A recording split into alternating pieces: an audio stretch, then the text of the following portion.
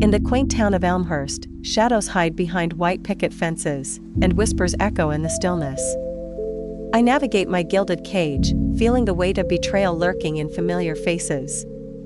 When a spark ignites in a late-night confession, can love bloom in the ruins of a shattered facade? The quiet town of Elmhurst lay nestled between the rolling hills, its sepia-toned streets a testament to a bygone era where gossip carried as much weight as currency.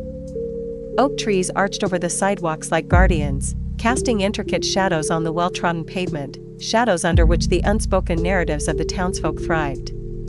The scent of freshly cut grass wafted through open windows, mingling with the laughter of children playing in backyards, a facade of comfort that seemed to cradle the town in a false sense of security. In this cocoon of familiarity, I, at 41 years old, was the dutiful wife, living out the role assigned to me with a delicate tension in my chest. My husband, Henry, was the embodiment of the successful local entrepreneur, his car repair shop, a cornerstone of Elmhurst's economy, dripped with the sheen of his charm. He was charismatic, ambitious, and well-respected, yet within the walls of our home, that charm morphed into something more possessive, more controlling. Our marriage felt like an intricate tapestry, beautiful from a distance, but fraying at the edges, threatening to unravel under the slightest provocation. I wore the badge of a grateful spouse but often felt more like a prison warden, trapped under a weight of expectations that were not my own. Each day mirrored the last, thick with a sense of entrapment as I prepared meals, smiled at neighbors, and attended community events designed to present us as the perfect family. The walls echoed my laughter, while my heart constricted with an unseen pressure, the silent yearning for something more pulsating under my skin. Conversations with Henry had devolved into mundane exchanges about the shop, the weather, or community issues, a predictable rhythm that did little to satisfy the aching void within me. Yet, amid this stifling routine, Eric entered the scene with a rush of reckless energy. My 19-year-old stepson, he was the free-spirited product of Henry's previous marriage. With tousled dark hair that always seemed on the verge of wildness and a rebellious glint in his eyes, he was the personification of youth's boundless potential. Where Henry was meticulous and focused on societal structures, Eric was unbound, questioning his father's expectations and always probing deeper into the norms everyone else unconsciously accepted.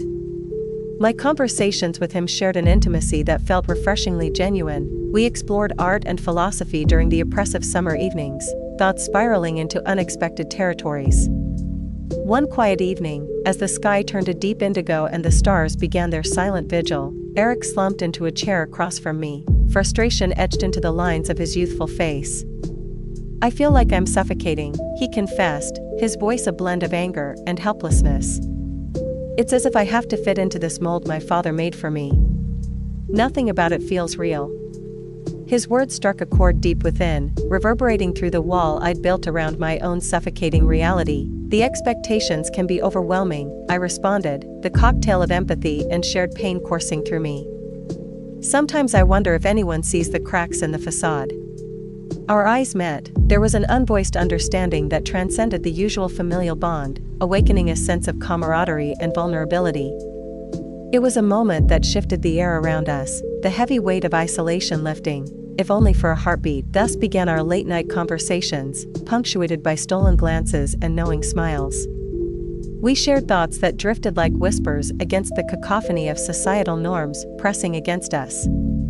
In those flickering candlelit moments, I sensed the escalating tension between my obligations to Henry and the blossoming bond with Eric, a connection that felt startlingly real and frighteningly fragile. As days turned into weeks marked by clandestine exchanges, our alliance blossomed into a sanctuary built on fearless honesty.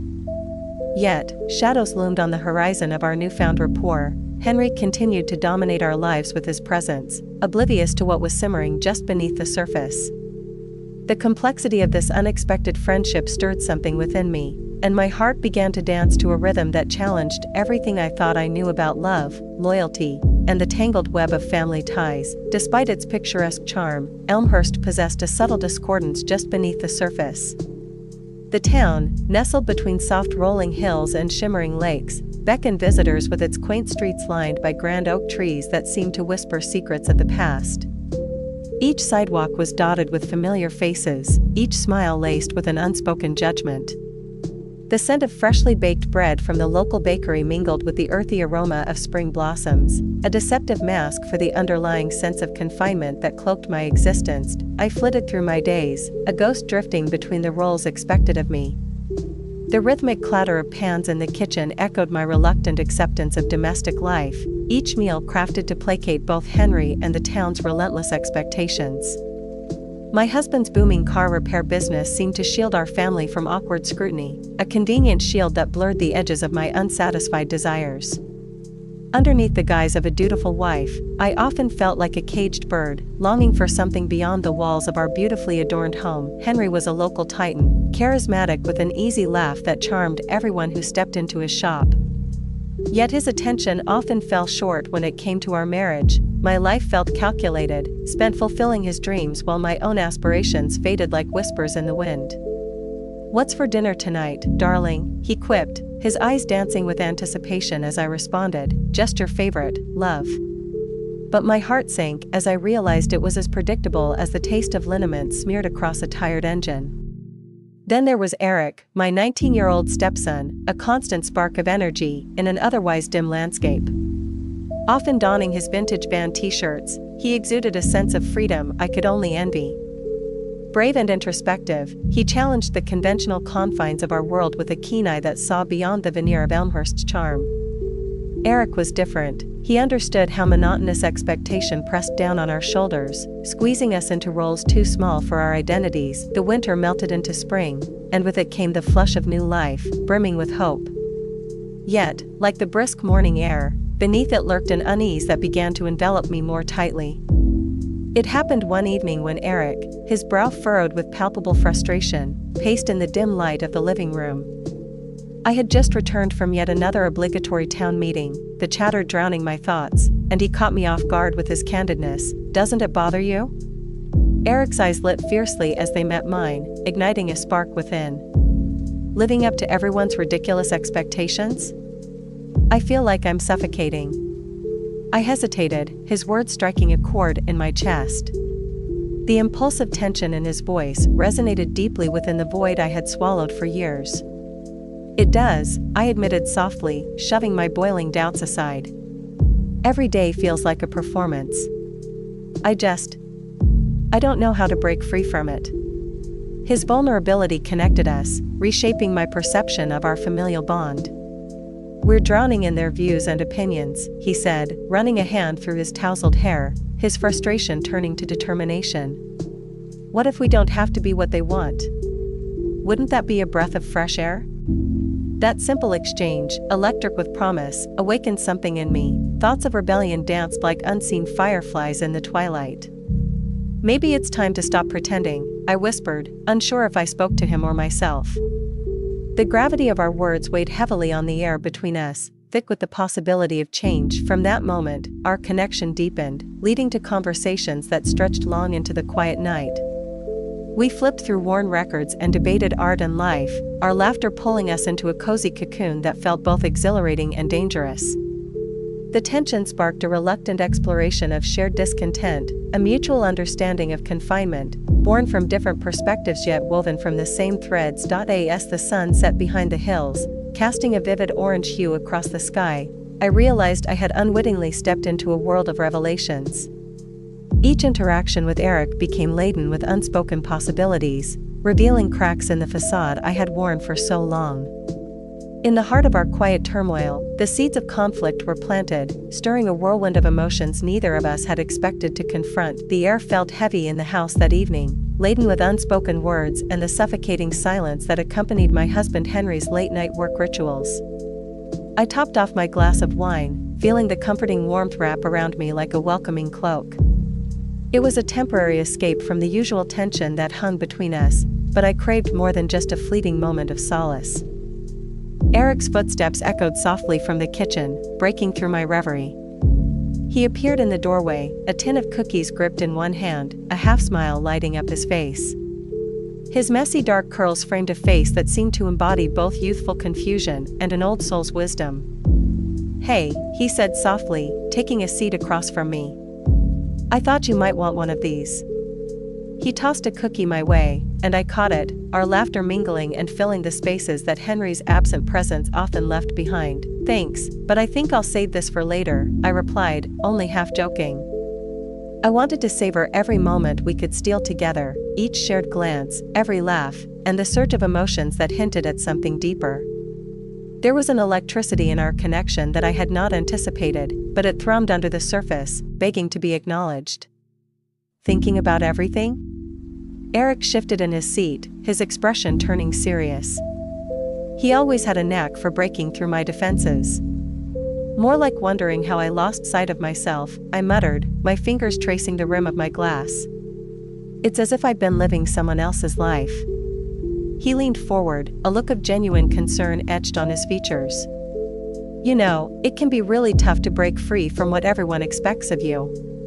I see you trying to keep everything together, Dad, the business, this, whatever this is," he gestured between us. "But you can't keep pretending forever." His words struck a chord, igniting a flicker of rebellion within me. I wanted to affirm his instincts, to tell him I understood the weight of unfulfilled dreams. "What about you, Eric? You're only 19, but I see the way you wrestle with your dreams, and your father's expectations too. You're not alone in this." "Exactly." He surged forward, eyes alight with passion. He doesn't get it, what it means to feel suffocated by expectations. It's like he's blind to everything that isn't success in his world. "And honestly, I can't stand seeing you like this either." The words stung. I bristled, but quickly swallowed my response. It was easy for a 19-year-old to declare how much he loathed his father's expectations. The real challenge lay in feeling trapped within a marriage molded by tradition and societal views. Yet here I was, leaning into the tension, feeling excitement mingled dangerously with guilt. "Eric," I hesitated, trying to calm the whirlwind within me. "You have to be careful where you direct that passion. Your father cares about you, even if he doesn't always show it the right way." He shook his head vehemently. "That's where you're wrong, he only cares about what I can do for his business. I'm not going to be another cog in his machine. I want a life of my own." The fierce determination in his voice sent shivers down my spine. I felt it too, yearned for that very freedom he spoke of, but had grown accustomed to suffocating my desires under piles of societal pressure. Was this the moment when our shared discontentment would draw us even closer? As I held his gaze, I saw a reflection of my own struggles within him. "You're right," I replied, softer this time. "But I'm also terrified." "Of what?" Eric pushed. "Of everything," I admitted.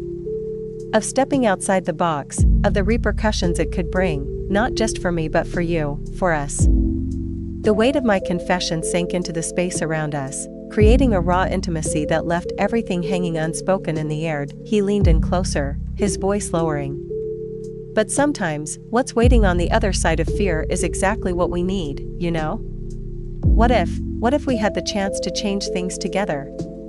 I swallowed hard, the implication of his words sending my heart racing. His desire for change resonated deep within me, yet the risk felt monumental. "And what would that mean for us?" "Whatever we want it to," he said, and my breath hitched in my throat. In that vulnerable moment, I became acutely aware of how thin the line had grown between family loyalty and personal desire. Eric's honesty tugged at me, drawing forth feelings I had desperately suppressed. What terror loomed behind the possibility of embracing something more profound? The sudden sound of Henry's car pulling into the driveway shattered the fragile atmosphere. My heart leaped into my throat, and the youthful lightness in Eric's eyes dulled.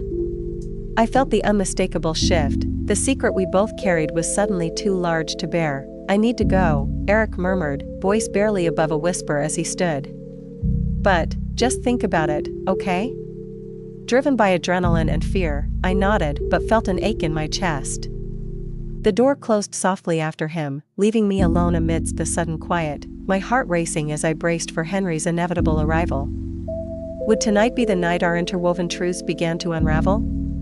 Could I take this next step, risking everything for the chance at authenticity and emotional awakening? I sat on the edge of the bed, the weight of the confession hanging heavily in the air between Eric and me. My heart pounded wildly, mimicking the chaos around us. How had we landed on such dangerously shaky ground? It was as if I had been transported into an alternate universe where normal rules no longer applied. "Why did you have to say that, Eric?" I whispered, my voice barely above a tremor. "Do you understand what this means?"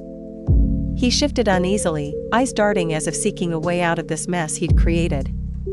"I do, but I can't pretend anymore. I care about you. I've always cared about you, more than I should." A part of me wanted to scream at him to stop, to take it all back, but the deeper part, one I had long suppressed, felt a rush of exhilaration. The notion of someone caring for me in a way that transcended the mundane was intoxicating. I glanced at the door, anxiety wrapping around me like barbed wire. There was no telling when Henry might come home, and he wouldn't take kindly to finding this moment between us. "The last thing we need is to complicate things even further," I said, but my tone lacked conviction. "You know how your father is. He'd never forgive either of us." Eric's eyes darkened, determination hardening his features. "That's the point. Why should we live in fear? Why should we have to hide?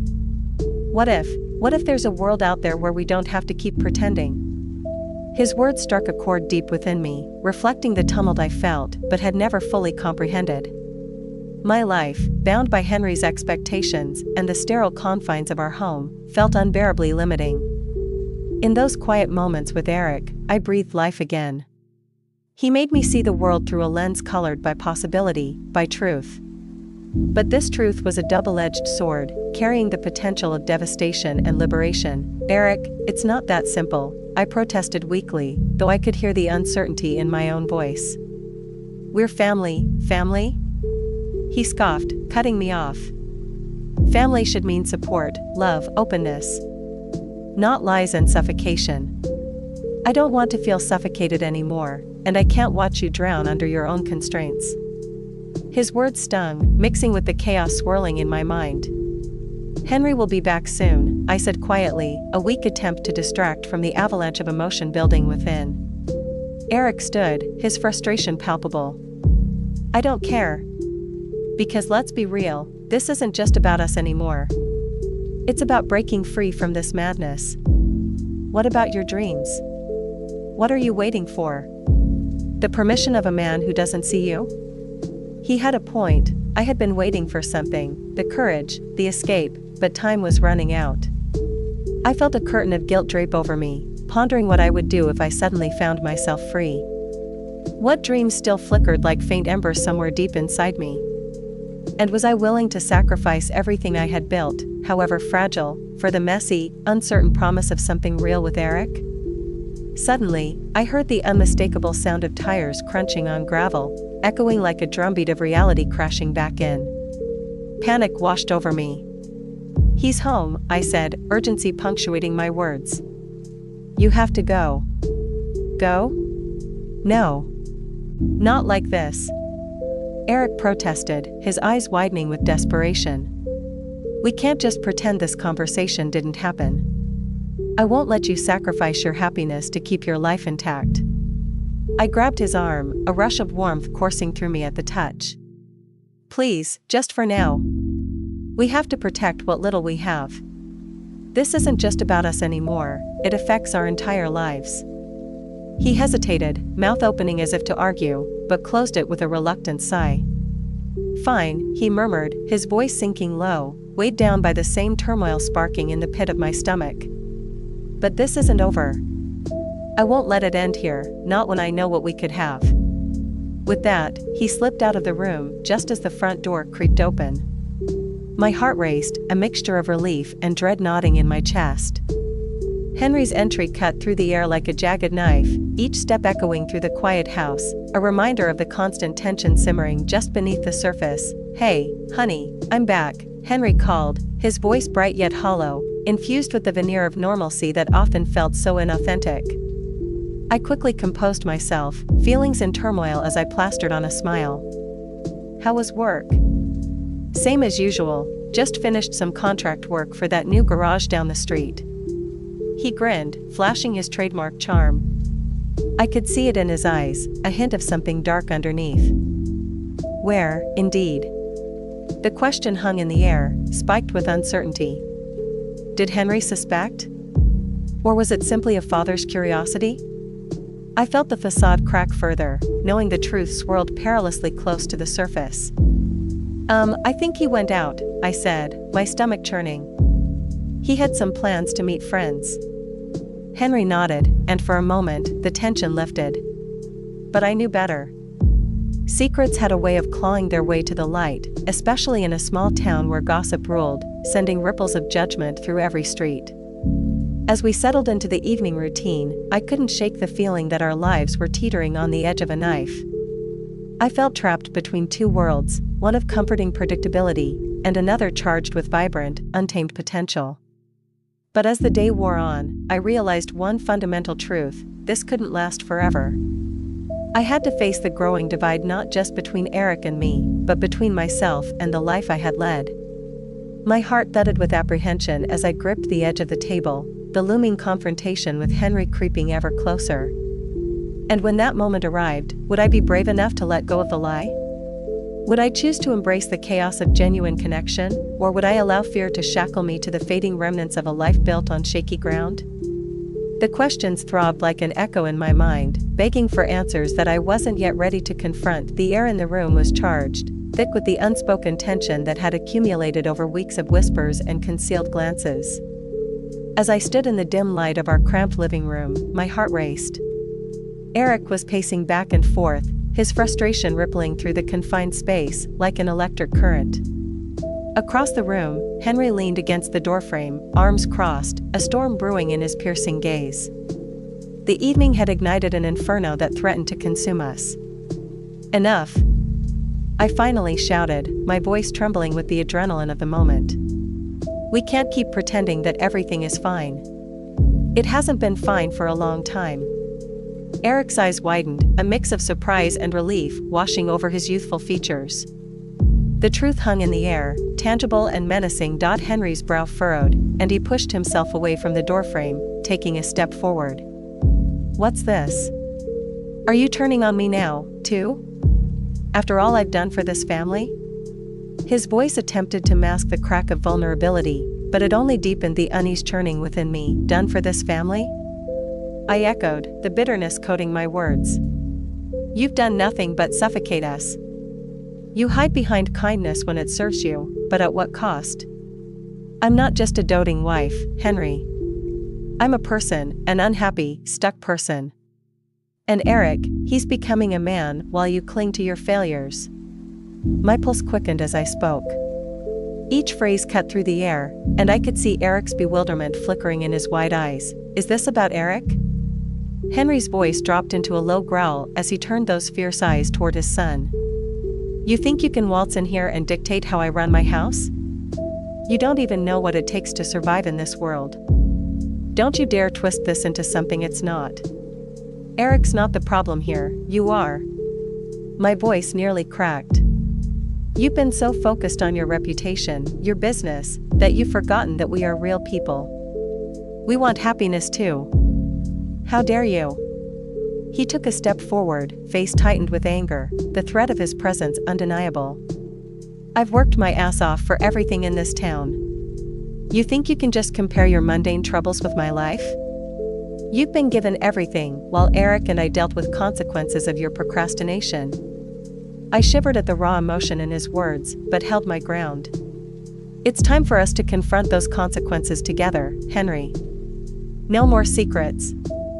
The words hung in the air, a challenge I barely believed I had the strength to make. I glanced at Eric, whose face paled but was now determined, ready to embrace his own truths. Dad, you need to listen. We're both affected by your choices. The lies you tell yourself and us, none of them can last forever. His voice trembled as he added, I care about Mom. More than I should, don't say it. Henry screamed, a wild glint in his eyes. It cut through the damp air, echoing against the walls of our once happy home, a home that now felt more like a cage for all of us. I'm not ashamed of how I feel, nor should you be. I'm sick of living under the weight of your expectations. Eric blurted out, voice rising in defiance. I feel just as trapped as Mom does. Can't you see how your ambitions have poisoned this family? Henry's face turned a shade of crimson as he took a step back, losing the grip on his authority. The facade of the perfect family man began to splinter, revealing cracks of uncertainty. You don't understand. Understand what? I interjected, my heart racing, embers of strength igniting inside me. That you can't control us through your endless ambition and manipulation? None of this is worth it if it means losing who we are. If being this family means silence, deception, and unfulfilled desires, then I can't stand for it. Suddenly, a hush descended, thick with unresolved emotion. Henry's shoulders slumped as he took a deep breath, his anger giving way to something more fragile, fear mixed with heartbreak. You think I don't realize the impact this has had on us? Do you think it's easy? The strength in his voice crumbled. I sensed despair wrapped in his words and felt a pang of compassion. We all make mistakes, Henry. But if we can't be honest with each other about what we want, who we really are, everything we've built will fall apart. A knot formed in my throat, my own vulnerability surfacing amidst the crumbling tension. As Henry stared into my eyes, searching for something beyond the exterior, I recognized a flicker of understanding mingling with the pain. Our lives were intertwined by choices made in fear, yet we had the power to break free. The moment felt surreal, like the breath before a storm. What are you going to do? I whispered, the air still quivering between us, the future held in limbo. I don't know, he admitted, vulnerability stripped bare. I thought keeping life in order would protect us all. But I see it now, the chains I placed on myself, on you both. Eric turned his gaze toward me, an unsaid agreement flashing between us. We were ready for truth now, a truth that would demand vulnerability from all of us. I stepped closer, heart racing, daring to care for a moment, full of uncertainty and authenticity. Whatever happens next, we need to navigate this together, I murmured, reaching a hand toward Henry, who stood torn between worlds. As he took a hesitant step forward, I felt the tonality of our future shift. The dynamic between us had irrevocably changed. This moment was not merely about confrontation, but an awakening, and in that swirling chaos, the fear of losing everything transformed into hope, perhaps just as significant as the recognition of love we had so blindly avoided. As I stood in the quiet of my living room, memories of the confrontation with Henry washed over me. The echoes of our words lingered in the air, but the storm had passed, leaving me in a clearer state of mind. I could still hear Henry's voice trembling with raw vulnerability, confessing his past mistakes and fears. It was astonishing how a moment of brutal honesty could transform a hostility-laden atmosphere into one ripe for understanding. The tension that had defined our marriage for years felt lighter now, as if the oppressive weight had been lifted, leaving space for something new to grow. In the days that followed, the emotional tumult faded into a new routine of reflection and quiet conversations. I found myself setting boundaries with Henry, gently steering our discussions towards the reality we would both need to face. It wasn't easy, guilt flared occasionally, but I learned to quiet those whispers. I realized now that empathy, born from shared pain, was a powerful connector, not just between Eric and me but within the family we had formed. However dysfunctional. Eric's presence in our home began to shift as well. There was an unspoken agreement between us. He respected my process, allowing me the time to chart a path toward healing and rediscovery. One chilly evening, we found ourselves wrapped in blankets on the porch, the glow of dusk settling around us. I never wanted to cause you pain, he said, his voice steady yet soft. I just wanted to help you see the beauty within you that I already see. His sincerity lit a fire in my chest, reminding me that love in its many forms nurtured growth. I realized that the connection we shared, rooted in understanding and support, brought a profound sense of hope to my life. I didn't just see a future with Eric as a romantic possibility, it unfurled into a journey of shared dreams and personal growth. Above all, it was the catalyst for my own transformation, a truth I was finally ready to embrace. As for Henry, he took my refusal to comply with his past expectations with surprising grace. There was a transformation in him as well. Once self-centered and rigid, he began to listen, to me, to others, even to his son. Ultimately, he reached out for counseling, acknowledging his own faults and mistaking them for strength. This newfound humility ignited a spark of respect between us, one that hadn't existed for years. We began to understand that vulnerability is not a weakness, it's a powerful means of connection. And so, in the suburbs of Elmhurst, our lives began again. I felt liberated from the confines of a life built on deception. I had faced the fear of judgment and emerged resilient, not just for myself, but for those I cared about.